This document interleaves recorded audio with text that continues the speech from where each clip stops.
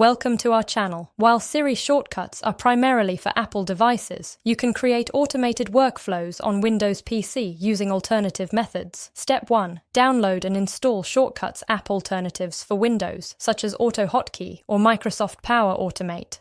Step 2. Open the automation tool you've installed on your Windows PC.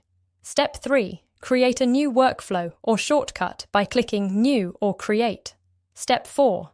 Define the trigger for your shortcut, such as a keyboard combination or voice command if supported. Step 5. Add actions to your shortcut, like opening applications, running scripts, or performing system commands. Step 6. Test your shortcut to ensure it works as expected. Step 7. Save and enable your shortcut so it runs automatically when triggered. Step 8. For voice control.